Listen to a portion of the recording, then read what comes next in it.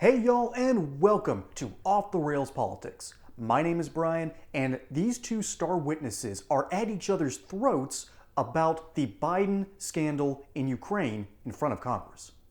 They could have sent Hunter Biden, they could have sent Joe Biden, they could have sent Rob Walker, they could have sent Devin Archer. The Democrats could have sought any person to come and refute the direct evidence backed up by bank statements, backed up by calendar entries, backed up by emails, backed up by text messages.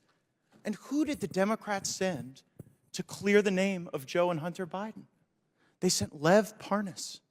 Lev Parnas, who was charged with enough crimes and violating our campaign finance laws to, serve 50 years, but he gets 4 months.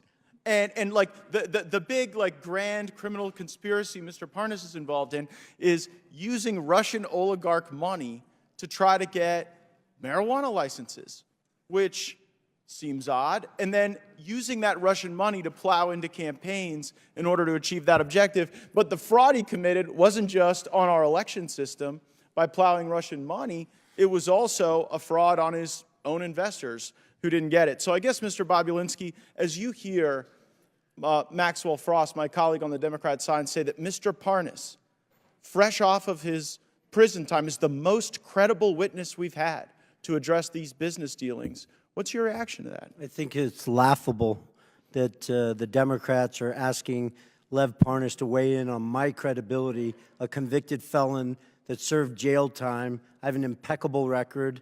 Now, he warned me earlier in this hearing that they're coming for me. I didn't worry. I said just keep talking. You'll be there soon. I look forward to that, Mr. Parnas. Keep lying. You'll be there soon. Well, Is that a threat, Mr. Parnas? No, it's just the truth. No, did you say they were coming for me? No, I said if you keep lying, you will end up in prison. I'm not lying. You're the Well, one then who if was you're not, lying. you have nothing to You're say. the one who went to prison What am for I lying. lying for? Tell me what we're lying for, Mr. Bobulinski. What? You don't even know what you're talking about. What am I lying? You went to What is prison lying? for lying and defrauding your What investors. am I lying here? What am I lying here? Oh, the list is Go long. ahead. We don't have Go enough ahead. time. I Exactly, think Mr. yeah. Gates only has a minute. I think you're a little scared, just like So Mr. one Gates. crime- Because Mr. Gates doesn't even ask a question. You're filibustering. I've been here for 6 hours, and not one of your committee members has asked me one question.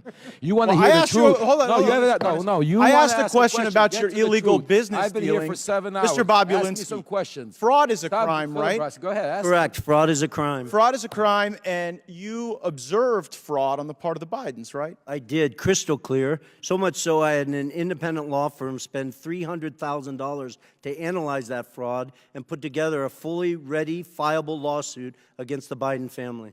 And bribery is a crime, right? Correct? And what you observed with Joe Biden trying to get you into this business deal with Hunter Biden, what you later learned about that business deal and how the money was flowing from the Chinese Communist Party to Hunter Biden, to other members of the Biden family, did that concern you as a potential feature of money laundering? It did. It did. I started to grow concern after I met Joe Biden, and then I sat down with Jim Biden, and he used the term plausible deniability with me, and that's documented because I went back to my lawyers, and I asked them, something is starting to feel unright, and they went and hired another law firm to give me a full FCPA workup to go through the details of what could be done and what couldn't be done. Sounds like high crimes and misdemeanors to me, Mr. Chairman. I yield back. Matt Gaetz is 100% right here, and we have caught the Bidens red-handed money laundering. So it's a tale of a two-tiered justice system, it's a tale of two presidents, and it's a tale of these two witnesses. So let's start off with the witnesses. The one doing most of the talking is Tony Bobulinski, who helped Joe Biden launder his money through his son Hunter and through the Ukrainian company Burisma.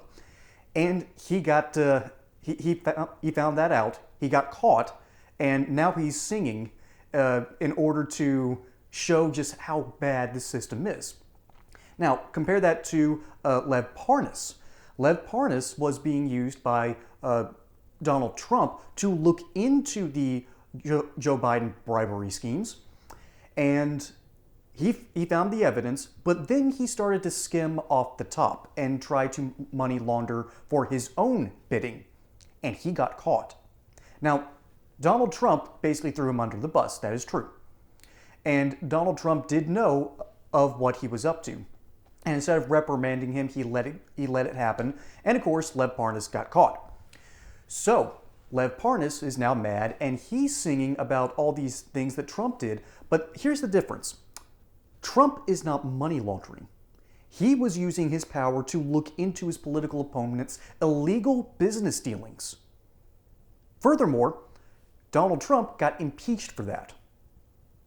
Compare that to Joe Biden, who as vice president, and I don't know if he did this as current president, but he did this as vice president.